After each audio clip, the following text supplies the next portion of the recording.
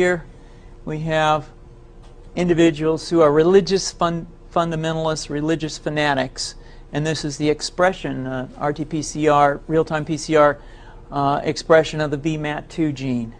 Over here we have individuals. So let me complete. So over here we have individuals who are not particularly fundamentalist, not particularly religious, and you can see there's a much reduced expression of this particular gene, the VMAT2 gene. Another evidence that supports our hypothesis for the development of this approach. What you see here is by spreading this virus, we're going to eliminate individuals from donning on a bomb vest and going into a market and blowing up the market. So our hypothesis is that these are fanatical people, that they have overexpression of the VMAT2 gene, and that by vaccinating them against this, we'll eliminate this behavior. So we have some very, very remarkable data in this next slide. Here we have two brain scans. These are fMRIs. These are two different individuals with different levels of expression of VMAT2. On top is an individual who's a religious fanatic, an individual, and we've repeated this numerous times, that has high levels of VMAT2. Now, this individual down here who had low levels of the VMAT2 gene, this individual would self-describe as not particularly religious. In each case, these individuals were read a religious text.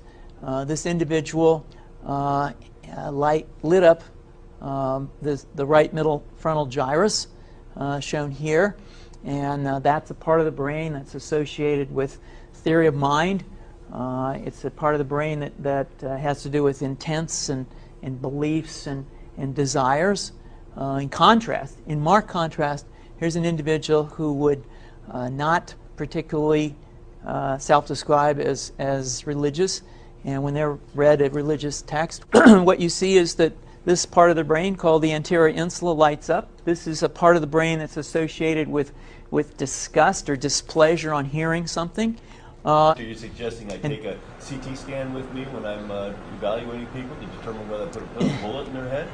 So the data that I'm presenting here supports the concept that we're proposing, and I think that we would not propose to do CT scans or fMRIs on individuals out in the hinterlands of Afghanistan. The virus would immunize against this VMAT2 gene, and that would have the effect that you see here, which is it's essentially to turn a fanatic into a normal person. And we think that will have major effects in the Middle East. How would you suggest that this is going to be dispersed? The aerosol? Well, so the present plan and the tests that we've done so far have used respiratory viruses such as flu or rhinoviruses, and we believe that that's a satisfactory way to get the exposure of the largest part of the population. Most of us, of course, have been exposed to both of those viruses, and we're quite confident that this will be a very successful approach. This is fascinating. What's the name of this proposal? Yeah, so the name of this project is FunVax, which is the vaccine for religious fundamentalism. And you have a proposal already? The proposal has just been submitted, and I think that the data that I have shown you today would support the development of this project, and we think it has great promise.